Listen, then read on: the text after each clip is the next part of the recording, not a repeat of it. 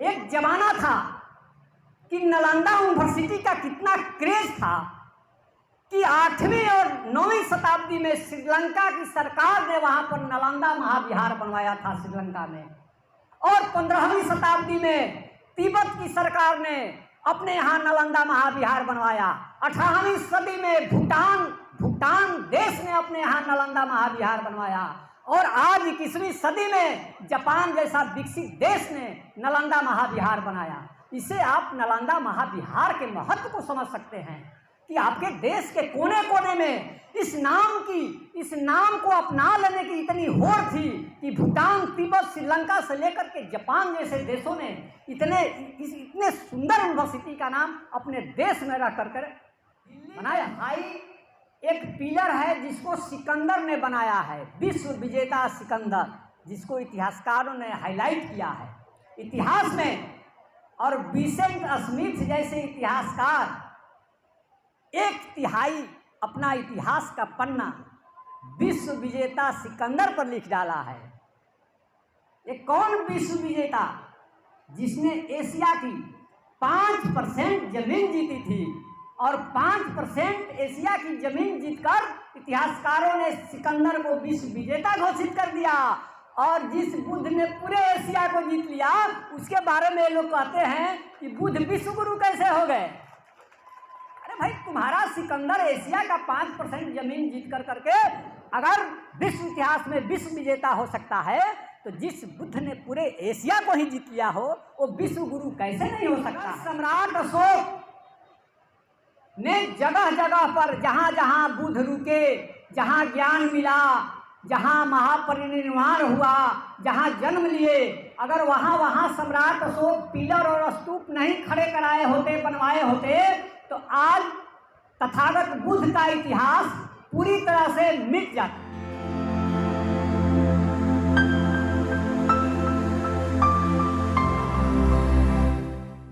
आज जिस पटना को देख रहे हैं,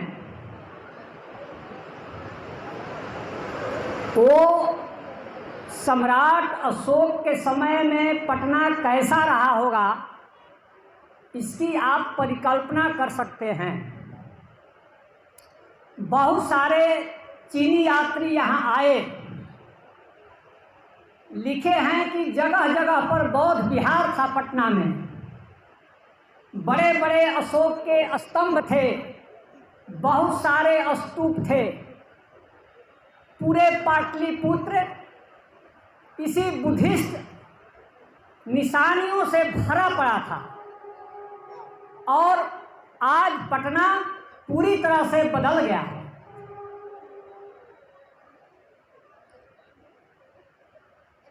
जब पटना में ह्वेनसांग आए थे, तो उस समय अशोक की लिपि को पढ़ने वाले लोग पटना में थे, और ह्वेनसांग ने अपनी डायरी में यह बात लिखी है कि यहाँ पर एक छाप वाला पिलर था, उस पर कुछ इतिहास लिखा था, उसका अर्थ उन्होंने अपनी डायरी में दिया है। मतलब कि 7वीं सदी में पटना में धम्म लिपि, जिसको ब्राह्मी लिपि कहा जाता है, पढ़ने वाले लोग थे। और सल्तनत काल में जब फिरोज शाह तुगलक 1356 ईस्वी में सम्राट अशोक के 2 पिलर, एक मेरठ से और दूसरा टोपरा से उठा करके दिल्ली ले गए थे। वो गए थे शिकार खेलने, उसी में यह अजूबा पिलर दिखाई पड़ा, और दिल्ली का बादशाह चक्कर में पड़ गया कि ये क्या है। फौरन 42 पहिए की गाड़ी बनी, 8400 लोग उस पिलर को उठाने में लगे, और राज्यादेश जारी हुआ राजा की तरफ से कि रेशम की रुई मंगाई जाए। इतना सुंदर पिलर सम्राट अशोक का था, और वो पिलर, हर पिलर तथागत बुद्ध की स्मृति में खड़े कराए गए थे। अगर सम्राट अशोक ने जगह जगह पर जहाँ जहाँ बुद्ध रुके, जहाँ ज्ञान मिला, जहाँ महापरिनिर्वाण हुआ, जहाँ जन्म लिए, अगर वहाँ वहाँ सम्राट अशोक पिलर और स्तूप नहीं खड़े कराए होते, बनवाए होते, तो आज तथागत बुद्ध का इतिहास पूरी तरह से मिट जाता। कनिंघम ने, जनरल कनिंघम ने, ये आप महाबोधि टेम्पल जो देख रहे हैं बोध गया में, ये थोड़े कोई देख रहा था, ये तो मिट्टी से ढका हुआ था।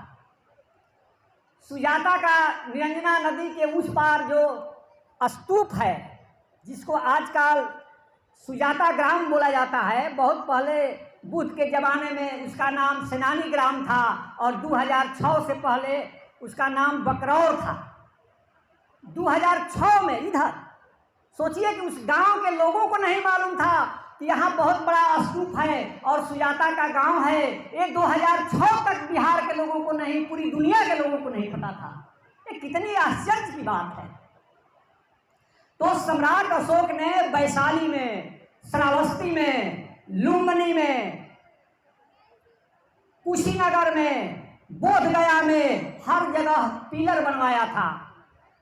उसके पास, उस राजा के पास इतिहासकारों की टीम थी, उसने सर्वे कराया था और सर्वे करा कर करके जहाँ भगवान बुद्ध का महापरिनिर्वाण हुआ कुशीनगर में, वहाँ पिलर बनवाए, वहाँ स्तूप, सुजाता के गांव में स्तूप, सुजाता के गांव में पिलर, सारनाथ में स्तूप, सारनाथ में पिलर। ये सब सम्राट अशोक की देन है। अगर वो निशानियां नहीं लगाया होता तब जनरल कनिंघम खोजते कैसे, कैसे पता चलता सारनाथ का? ये सब सम्राट अशोक के कारण हुआ है। हम लोग देखते हैं कि हमारे आसपास के जितने देश हैं, सभी देश के नाम तथागत बुद्ध के नाम पर है। यह आश्चर्य की बात है कि भारत का नाम बुद्ध पर नहीं है, लेकिन भारत के आसपास जितने पड़ोसी देश हैं सभी के नाम बुद्ध पर है। या संयोग कहिए कि इस सूबे का नाम कम से कम बिहार है तो बुद्ध के नाम पर है। अभी जिसको हम लोग तिब्बत कहते हैं, तिब्बत, आप तिब्बत चले जाइए तो तिब्बत के लोगों से पूछिएगा कि आपके देश का क्या नाम है, तो तिब्बत के लोग कहेंगे कि मेरे देश का नाम बौद्ध देश है। अभी जाकर पूछ लीजिए। वो तिब्बत नाम तो चाइना द्वारा आरोपित है। आज भी तिब्बत के लोग कहते हैं कि मेरे देश का नाम बौद्ध है। बौद्ध माने बुद्ध, बुद्ध के नाम पर ही तिब्बत है। और जिस समय यहाँ नालंदा महाविहार बना तो इसका क्रेज इससे अंदाज कीजिए कि आज ऑक्सफोर्ड यूनिवर्सिटी, हार्वर्ड यूनिवर्सिटी की कितनी ख्याति है। एक जमाना था कि नालंदा यूनिवर्सिटी का कितना क्रेज था कि 8वीं और 9वीं शताब्दी में श्रीलंका की सरकार ने वहाँ पर नालंदा महाविहार बनवाया था श्रीलंका में, और 15वीं शताब्दी में तिब्बत की सरकार ने अपने यहाँ नालंदा महाविहार बनवाया। 18वीं सदी में भूटान देश ने अपने यहाँ नालंदा महाविहार बनवाया, और आज 21वीं सदी में जापान जैसा विकसित देश ने नालंदा महाविहार बनाया। इसे आप नालंदा महाविहार के महत्व को समझ सकते हैं कि आपके देश के कोने कोने में इस नाम को अपना लेने की इतनी होड़ थी कि भूटान, तिब्बत, श्रीलंका से लेकर के जापान जैसे देशों ने इतने सुंदर यूनिवर्सिटी का नाम अपने देश में रख कर बनाया। और यही क्रेज सम्राट अशोक के नाम की थी, जिसे गलती से भारत के इतिहासकार लिखते नहीं हैं। अशोक के नाम का बड़ा क्रेज था। अपने को राजा अशोक कहने में देश और दुनिया के राजा फख्र महसूस करते थे कि मैं भी सम्राट अशोक हो जाऊं। इसका बहुत सारे प्रमाण हमारे वर्ल्ड हिस्ट्री के पन्नों में दर्ज है। जिस समय सम्राट अशोक था उस जमाने में श्रीलंका के राजा तीस ने अपने नाम के पहले देवानम पिय लगाया। सम्राट अशोक की उपाधि को श्रीलंका के राजा ने जिस समय अशोक जीवित था उस समय धारण कर करके अपनी छाती चौड़ा किया कि मैं भी देवानंपिय हूँ। और चाइना के राजा लियांग वुडी, जिसको चीन का सम्राट अशोक कहा जाता है, उसने तो अपने देश में अशोक के नाम पर मंदिर ही बनवा दिया। और आज भी सम्राट अशोक के नाम पर मंदिर है 6ठी शताब्दी ईस्वी की चाइना में। और 12वीं सदी में कंबोडिया का राजा जयवर्मन सप्तम ने अपने को सम्राट अशोक कहा और सपना देखता था कि मैं भी सम्राट अशोक हो जाऊं। उसने भी सम्राट अशोक के नक्शे कदम पर चलकर अपने बेटे को बौद्ध धर्म के प्रचार के लिए श्रीलंका भेजा था। याद कर लीजिए उस राजा का नाम, कंबोडिया का राजा जयवर्मन सप्तम, जिसको कंबोडिया का सम्राट अशोक कहा जाता है, जिसने अपने बेटे को अशोक की राह पर चलकर श्रीलंका भेज दिया था। और अशोक का बेटा तो फिर गया तो फिर अपने देश वापस नहीं आया। धर्म प्रचार में वहीं श्रीलंका में ही वो महापरिनिर्वाण प्राप्त किया। और आज भी श्रीलंका में ही थेर महेंद्र का स्तूप है जहां वो गुजरे थे। और 15वीं शताब्दी में बर्मा के राजा धम्मचेती ने अशोक राज लाने का सपना देखा था। अशोक राज लाने का सपना देखा था बर्मा का राजा धम्मचेती ने 15वीं शताब्दी में। उस राजा को बर्मा का सम्राट अशोक कहा जाता है। पूरे भारत के इतिहास में एकमात्र ऐसा ये सम्राट हुआ जिसकी नाम को लेने की होड़ पूरी दुनिया के राजाओं में लगी रही। वरना यहाँ तो समुद्रगुप्त को क्या कहा जाता है, भारत का नेपोलियन। लेकिन चीन, वियतनाम, बर्मा जैसे देशों के राजाओं ने अपने अपने को सम्राट अशोक की उपाधि धारण करने में फख्र महसूस किया। ऐसा रहा अपना देश। तो बात निकली थी थेर महेंद्र की। तो यहाँ बहुत सारे लोग पटना के भी हैं। तो पटना में एक मोहल्ला है जिसका नाम है भिखना पहाड़ी। कल जाकर के भिखना पहाड़ी को देखिएगा, यहाँ का बहुत चर्चित मोहल्ला है भिखना पहाड़ी। तो ये भिखना पहाड़ी क्या था? भिखना पहाड़ी का मतलब भिखू पहाड़ी, भिखू की पहाड़ी भिखना पहाड़ी। और वो पहाड़ी बनाया था सम्राट अशोक ने 1894 ईस्वी में। 1892 ईस्वी में। अब देखिए उस राइटर का नाम दिमाग से उतरने लगा, लॉरेंस वार्डेल। लॉरेंस वार्डेल ने सर्वे किया है भिखना पहाड़ी की। लिखा है अपनी किताब में, अंग्रेजी में है कि भिखना पहाड़ी 40 फीट ऊंची है और 1 मील में इसका घेरा है। वो आर्टिफिशियल कृत्रिम पहाड़ी सम्राट अशोक ने बनवाई थी अपने भाई के लिए। उनके सम्राट अशोक के एक छोटे भाई थे, तो वो भी अरहत हो गए थे। उनका तो पूरा परिवार ही ऐसा था ना, अरहत हो गए थे, राजगीर में रहते थे गिरधकूट पर्वत पर। तो लोग कहते हैं कि सम्राट अशोक अपने भाइयों का हत्यारा था। यहाँ भारत में दुनिया के किसी और देश में नहीं कहा जाता है, यही कहा जाता है, यही सब कुछ कहा जाता है कि तथागत बुद्ध जो थे वो विष्णु के अवतार थे। ये भारत में ही कहा जाता है, चीन, जापान, कोरिया में नहीं कहा जाता है। मतलब कि 2 नंबर का अफवाह है, बाद में उठा। तो भिखना पहाड़ी में उनका छोटा भाई आया नहीं कि भैया हम राजधानी में रहकर क्या करेंगे, हम नहीं जाएंगे, हमको यही अच्छा लग रहा है। देखिए राजा का भाई नहीं आया पटना। अंत में उनका लड़का जो था, जिसको थेर महेंद्र हम लोग कहते हैं, उनका नाम था महिंद, वही उस पहाड़ी पर रहने लगे। तो 1894 में जब ये लॉरेंस वाडेल आए तो भिखना पहाड़ी पर सम्राट अशोक का बेटा जो थे थेर महेंद्र, उनकी पूजा होती थी। जानते हैं आप लोग किस नाम से? भिखना कुंवर। भिखना कुंवर के नाम से सम्राट अशोक के बेटे की पूजा होती थी 1894 ईस्वी में भिखना पहाड़ी में। और उसका जो मेन महंत था, मुख्य पुजारी, जानते हैं किस जाति का था? ये लॉरेंस वाडेल ने अपनी किताब में लिखी है, आपकी आंख खुल जाएगी। लॉरेंस वाडेल ने लिखा है कि सम्राट अशोक के जो लड़के थे महेंद्र, उनके मंदिर का पुजारी जाति के दुसाध थे। ये रिटर्न है और उसने अपनी आंखों से देखा। और वहाँ जो फल और दूध चढ़ाने वाले लोग थे वो बिहार के अहीर थे।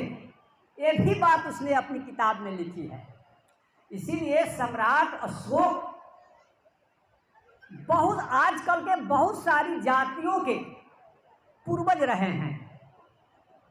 मैं यह बात कह रहा हूं उनकी किताब के आधार पर।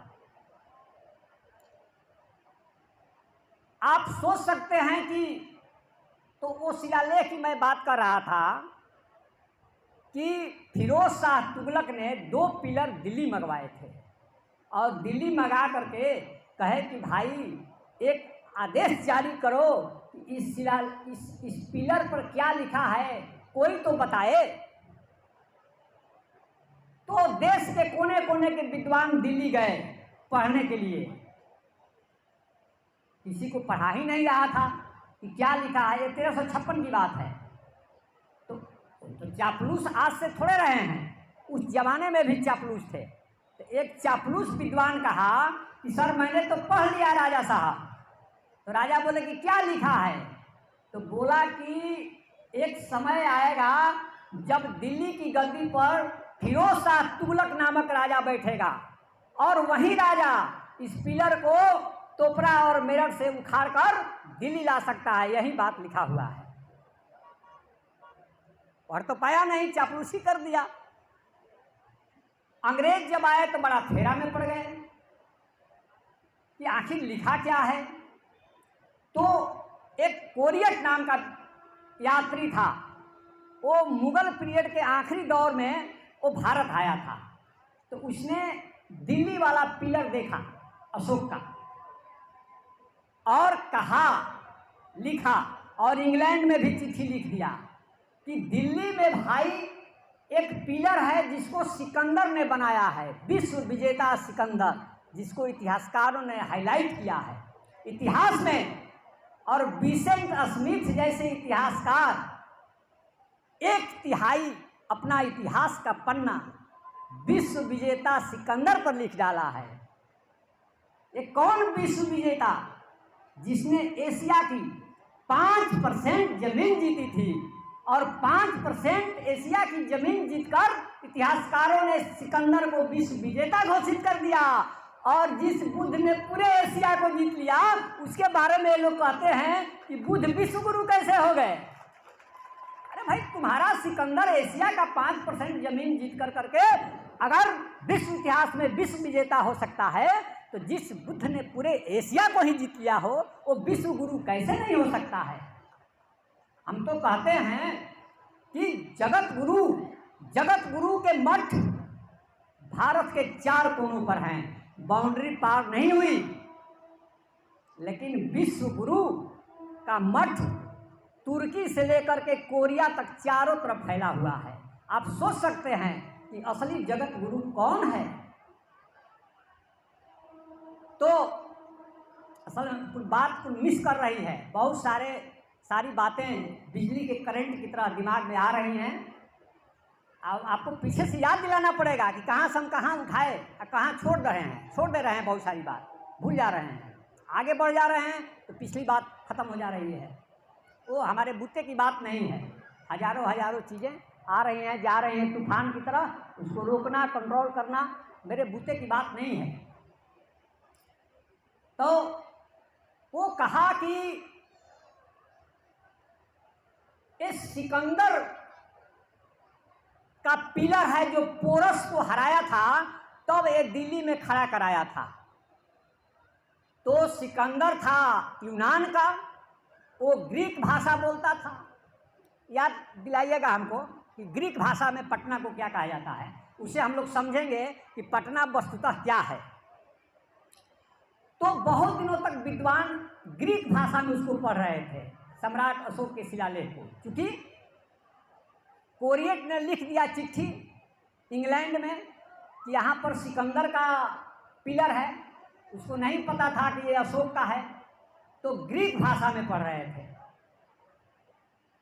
इसी बीच में विलियम जोन्स 1784 ईस्वी में जज थे यहाँ कोलकाता में।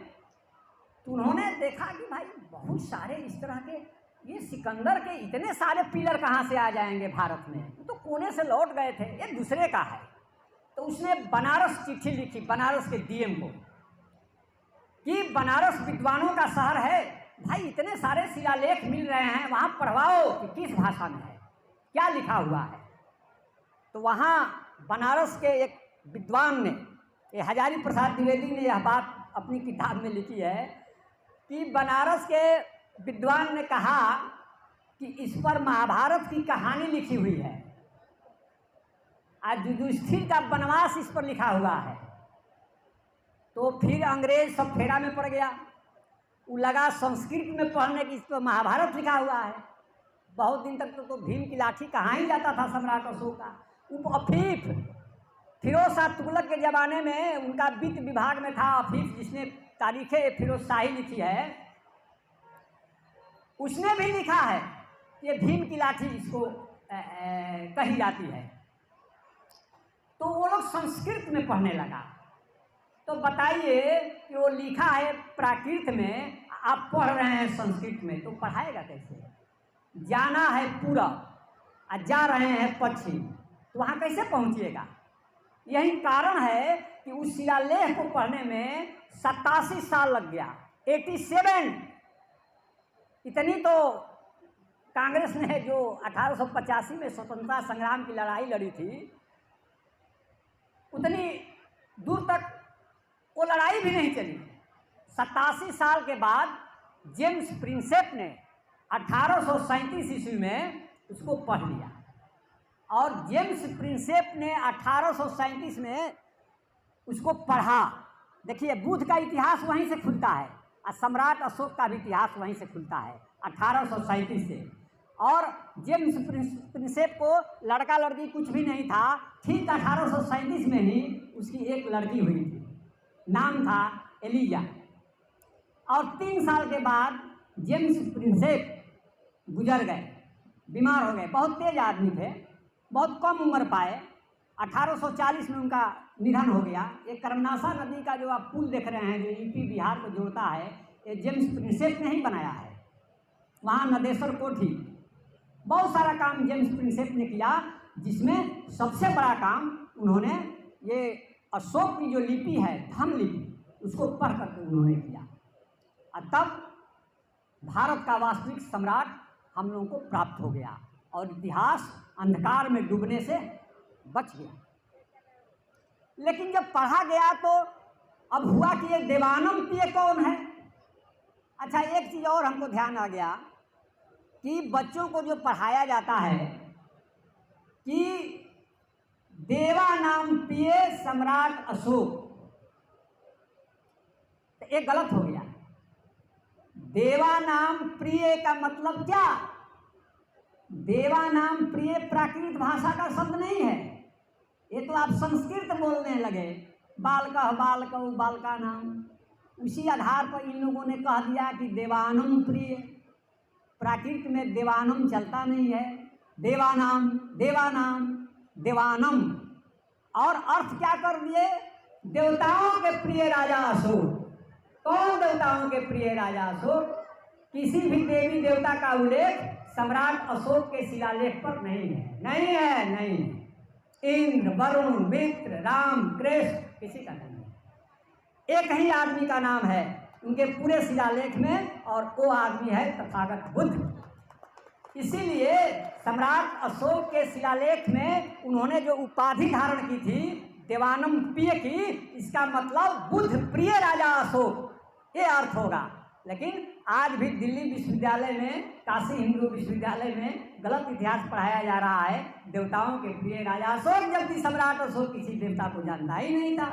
उसने किसी देवता का उल्लेख ही नहीं किया है, उसने केवल बुद्ध का किया है। और प्राकृत और पाली भाषा का डिक्शनरी कल जा करके देखिएगा, उसमें लिखा हुआ है देव का मतलब अरहत, बुद्ध।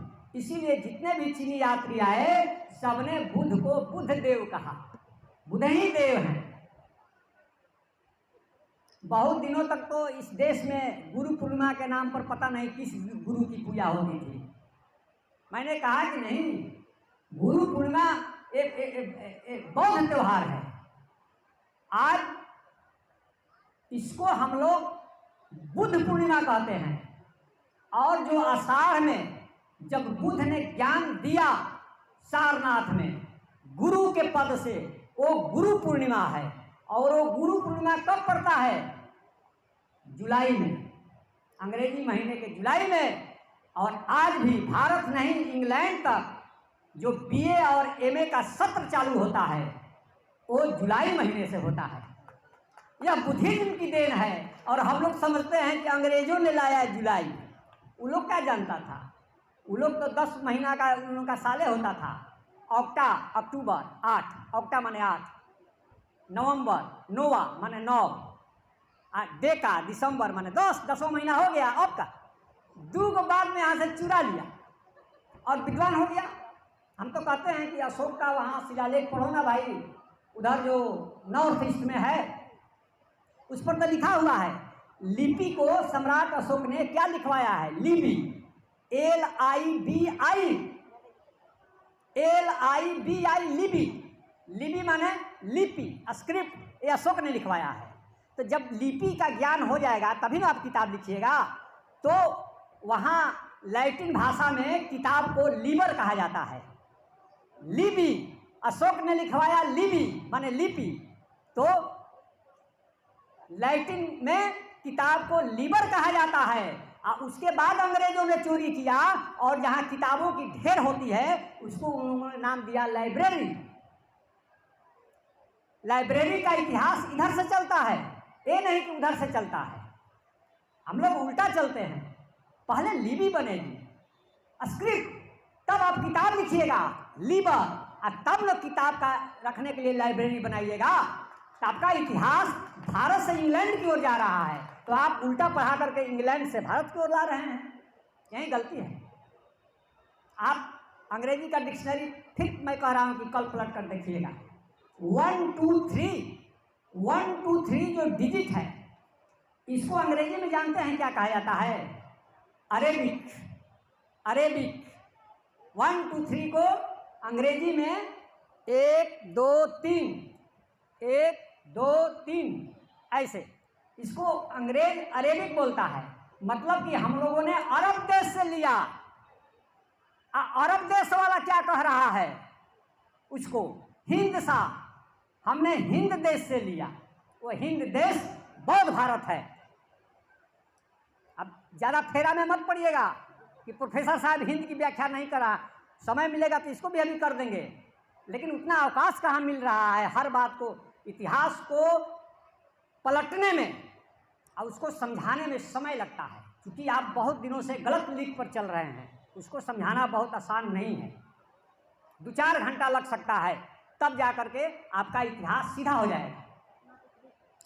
तो 7वीं शताब्दी में 1 2 3 ये बौद्ध भारत का एक डिजिट है। और बौद्ध भारत से अरब वाले 7वीं शताब्दी में ले गए और बोले कि 1 2 3 को हिंद सा। और अरब से 12वीं शताब्दी में इंग्लैंड वाले ले गए और उसने कहा कि हम लोग तो अरब से लाए हैं, अरेबिक। 1 2 3, वरना इंग्लैंड में जानते हैं कैसे लिखता था 1 2 3 को? अब जैसे 37 लिखना है तो लिखेगा एक्स रोमन चलता है, फिर एक्स, 3 एक्स लिखेगा तो 30 होगा, फिर लिखेगा भी, तो 35 हुआ, फिर 2 पाई पड़ेगा तो 37 हुआ। इतना लंबा तुम लिखोगे भाई तो तुम्हारी दुकान चलेगी? वो मांगेगा तेल, इतना लंबा लिख रहे हो तो तुम तेल दोगे कि इतना लंबा डायरी पर लिखोगे तो तुम्हारी दुकान बिजनेस चलेगी? इतना मूर्ख था सब। तो सीख गया कि वो ये तो भारत वाला बहुत काबिल है भाई, ये तो 37 को वैसे 3 ऐसे कर दिया, बस हो गया 37। हम लोग लिख रहे हैं इतना लंबा। तो वहाँ बिजनेस ठप था इंग्लैंड में। आप फिर से वर्ल्ड हिस्ट्री पढ़िएगा, जब विश्व का इतिहास पढ़िएगा तब आपको पता चलेगा कि 12वीं शताब्दी के बाद पूरे यूरोप में व्यापारिक और औद्योगिक क्रांति हुई। क्यों हुई? इसी कारण से हुई। 1 2 3 वो लिख रहा था इतना लंबा। आज जब व्यापारिक और औद्योगिक क्रांति वहां हुई इंग्लैंड में, तब जाकर के वहां पर फिर वैज्ञानिक क्रांति हुई। बुद्ध ने एक बहुत बड़ा सिद्धांत दिया है, उतना बड़ा सिद्धांत अभी कोई वैज्ञानिक नहीं दिया है। झूठ मूठ लोग बोलता है, न्यूटन, गैलीलियो, केपलर। बुद्ध ने एक इतना बड़ा सिद्धांत दिया है कि दुनिया के किसी वैज्ञानिक ने नहीं दिया है, वो है कार्य कारण सिद्धांत। कोई भी कार्य तभी संपन्न होगा जब उसके पीछे कारण होगा। इसी थ्योरी पर तो यार न्यूटन चल रहा है, इसी थ्योरी पर तुम्हारा मार्क्स चल रहा है, इसी थ्योरी पर तो तुम्हारे दुनिया के सारे डॉक्टर चल रहे हैं। डॉक्टर तो कहता है ना कि रोग है तो रोग का कारण है, कारण है तो उसका निवारण है, उसका मेडिसिन है, यही तो डॉक्टर कहता है। यही तो बुद्ध बहुत पहले कह दिए, 2500 साल पहले। मार्क्स क्या कहा? गरीबी है तो गरीबी का कारण है, और गरीबी का कारण है तो गरीबी के निवारण है, गरीबी हटाने का, वो है सर्वहारा क्रांति। तो यह बुद्ध भगवान का सिद्धांत ही कहता है, नकल है ना, और क्या है। पूरे विश्व में अगर कोई बहुत बड़ा वैज्ञानिक क्रांति हुई तो बुद्ध के कारण हुई।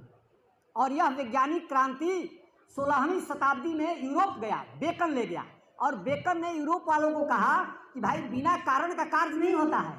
तब इंग्लैंड वाला जागा। और जान जाइए कि न्यूटन, गैलीलियो और केपलर, ये सारे यूरोप के वैज्ञानिक कब पैदा लेते हैं? तब जब बुद्ध भगवान का ये सिद्धांत वहां गया कि बिना कारण का कार्य संपन्न नहीं होगा, तब न्यूटन पैदा होते हैं यूरोप में, तब गैलीलियो पैदा होते हैं, उसके पहले नहीं पैदा होते हैं। ये बुद्ध का इतना बड़ा प्रभाव था। लेकिन हम लोग बुद्ध को नहीं समझ पाते हैं। आई थी महारानी यहाँ की, भूटान की, बोली कि भारत ने हमको क्या दिया, हम सब इसका एहसान नहीं भूलेंगे। लेकिन भारत के लोगों को पता ही नहीं है कि हमने दुनिया को क्या दिया। तो हमने कहा कि ये सिलोन, ये चीन, ये तिब्बत, ये भूटान, ये सारे देशों का नाम भगवान बुद्ध पर है। सब उल्टा पढ़ा दिया।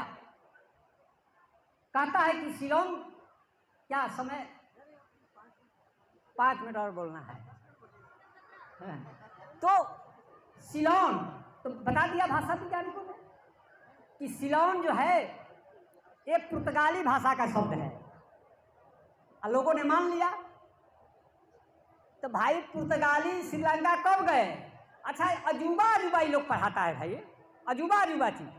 अभी हम और अगर समय मिल जाता तो हम बता देते। ये अजूबा चीज है कि पुर्तगाली गया आधुनिक काल में, और उसके पहले 7वीं शताब्दी में ह्वेनसांग गया है श्रीलंका में। उसने लिखा है कि इस देश को सीलम देश कहा जाता है। सुन लीजिए, सील पर वो देश चलता था, भगवान बुद्ध के सील पर, इसीलिए उसका नाम सीलम था, और उसी से सिलोन शब्द बना है। ये अभी विश्व के इतिहासकारों को, भाषा वैज्ञानिकों को पता ही नहीं है। सील पर चलता था, विनय के सील पर चलता था सिलोन। तिब्बत का बताए, चाइना नाम खुद चांद पर आधारित है, जिसको हम लोग यहाँ झान बोलते हैं, झान। इसी को संस्कृत वालों ने चोरी कर करके ध्यान बनाया, झान। बुद्ध का झान, जिसको संस्कृत में ध्यान कहते हैं, बुद्ध का झान जब चीन गया तो चान हुआ, जब जापान गया तो जेन हुआ, जब वियतनाम गया तो थिएन हुआ। यही बुद्ध का झान। बुद्ध पूरे विश्वव्यापी हैं,